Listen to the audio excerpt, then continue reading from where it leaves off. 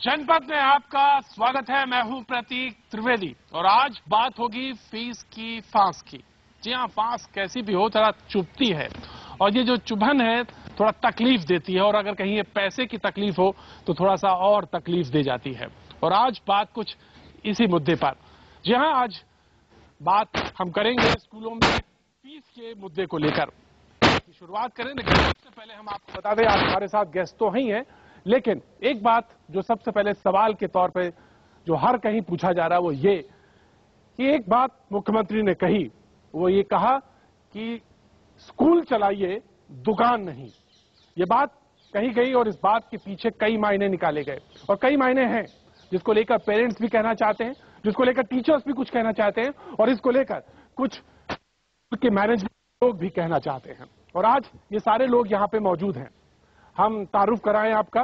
सबसे पहले हमारे साथ जो आज यहाँ पे पैनल में लोग बैठे हैं, आरपी मलिक साहब हमारे प्रोग्राम्स में कई बार आ चुके हैं और चेयरमैन है पब्लिक स्कूल फेडरेशन के। सर, आपका बहुत बहुत स्वागत है आज हमारे शो में। और उनके बगल में है सुमित बोरा, प्रेसिडेंट ब्रोन्ज एनजीओ में। नर्सरी स्कूल एडमिशन को लेकर कई मुद्दों पे हमारे साथ यहाँ पे साथ दिया है उन्होंने और आज फिर एक बार हमारे साथ मौजूद हैं। बहुत बहुत स्वागत है सुमित साहब। और उनके बगल में है अशोक अग्रवाल साहब, national president all India parents association. लोग कहते हैं कि आजकल दिल्ली में बात करनी हो एडमिशन से लेकर और फीस पर, बगैर इनके बात अधूरी रहती है। आपका भी बहुत बहुत स्वागत है। और एक कुर्सी जो खाली है उस पर जो शख्स आएंगे उनका नाम है शिव खेरा साहब, एजुकेशनिस्ट है। कुछ देर बाद आएंगे और हम उनका इंतजार करेंगे। लेकिन प्रोग्राम की शुरुआत में जो बात हमने कही थी, बड़ी मौके की बात, बड़ी बात, और एक इस बात को लेकर कई सवाल भी उठे कि दुकान न चलाइए, स्कूल चलाइए, इसके मायने क्या हो सकते हैं। जी, सवाल हम आपके ऊपर छोड़ते हैं, हाउस के ऊपर छोड़ते हैं। और इससे पहले मैं आपके पास लौटूं, मैं मलिक साहब आपसे जानना चाहता हूं, इसके मायने क्या निकालने चाहिए हमें। इसके मैंने सीएम ने ठीक कहा है कि जो स्कूल है, पब्लिक स्कूल जो खास कर है, जो उनको दुकान बनकर ना चलाया जाए, उनको स्कूल समझ कर चलाया जाए। ये बात ठीक कही है। ये कहना क्यों पड़ा? अब ये तो सीएम ही बता सकते हैं उन्होंने किस वजह से कहा, लेकिन ये क्यों कहना पड़ा कि स्कूलों का जो इमेज है, जब बच्चे एडमिशन होते हैं, जब पेरेंट्स बहुत रिस्पेक्ट करते हैं, जब बच्चे एडमिशन हो जाते हैं, जब पेरेंट्स उसको भूल जाते हैं, क्योंकि आखिर फीस तो लगेगी।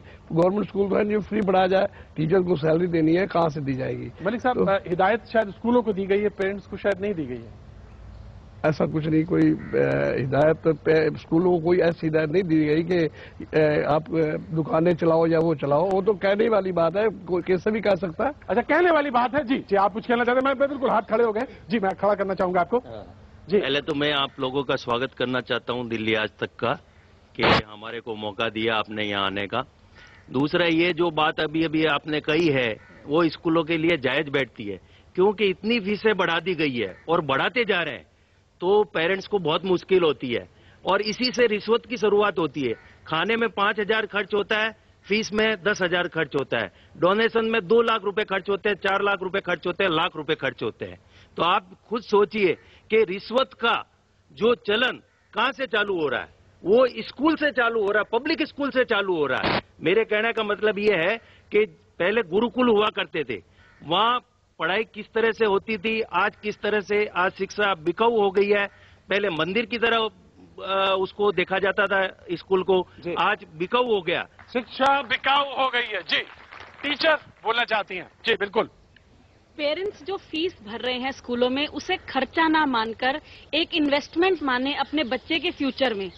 आप अच्छे से अच्छा स्कूल ढूंढते हैं अपने बच्चे के लिए, क्यों? ताकि उसे क्वालिटी एजुकेशन मिले।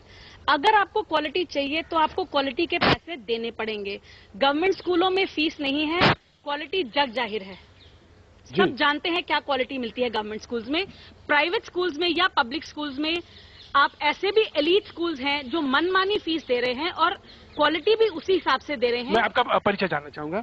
मैं शालिनी अरोड़ा हूं, मैं टीचर हूं स्कूल में। शालिनी अरोड़ा जी ने कहा, तो क्या एक सवाल कहीं बीच में, मैं आज सरकारी बनाम प्राइवेट स्कूल बात नहीं करूंगा, प्राइवेट स्कूल कम है या सरकारी स्कूल ज्यादा है, मैं आज इस पे बहस में नहीं जाना चाहूंगा। आपने कहा कि क्वालिटी चाहिए तो फीस चुकानी पड़ेगी। जी, टीचर का एक पक्ष और रख लेता हूं, बाबूजी आपके पास फिर आता हूं मैं। जी, मैं खड़ा करना चाहूंगा, माफ करिएगा, टीचर है, मैं कह रहा हूं आज आपको खड़े होकर बोलना पड़ेगा। जी मैं सिर्फ एक बात का जवाब देना चाहूंगी। जी। इन्होंने कहा कि स्कूल फीस बढ़ाते हैं और बढ़ाए जा रहे हैं। मैं पूछना चाहती हूँ, क्या सरकार महंगाई नहीं बढ़ाती? बढ़ाती है और बढ़ाई चली जाती है, तो फिर फीस भी बढ़ेगी और आगे भी बढ़ेगी।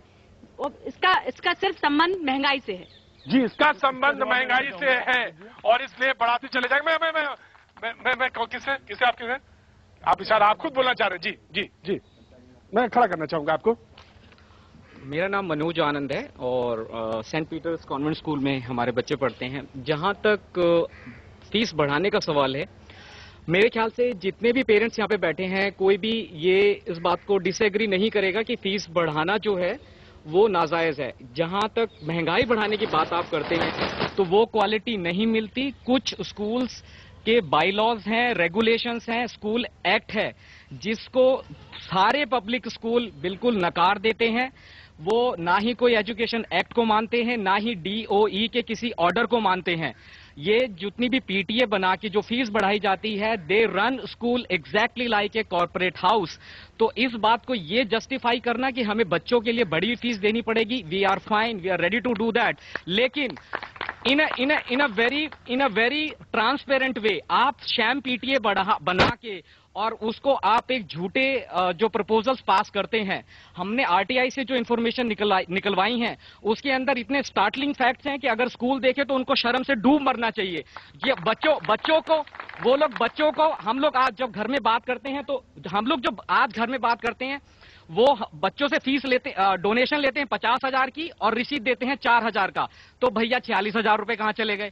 जब घर में बात करेंगे तो बच्चा तो समझ गया ना कि मेरे बाप ने तो मेरी जो नींवी रखी है वो रिश्वत देके रखी है, तो आगे मेरे को भी पैसे ऐसे ही बनाने। ये सवाल है ये बड़ा सवाल है। लेकिन बिल्कुल मैं आपके पास आया हूं। वक्त एक छोटे से ब्रेक का है। ब्रेक के बाद हम यही होंगे क्योंकि हमारे गेस्ट भी कुछ कहना चाह रहे हैं और हमारे पक्ष जो है स्कूल मैनेजमेंट पक्ष है वो भी कुछ बोलना चाहते हैं। वक्त है छोटे से ब्रेक के बाद हम फिर आते हैं क्योंकि ये फांस अब चुभने लगी है कि फांस की। जी हाँ, शुरुआत की मुद्दे पे और उन्होंने कहा कि महंगाई है और हर तरफ महंगाई, इसलिए फीस बढ़ने में कोई बुराई नहीं है।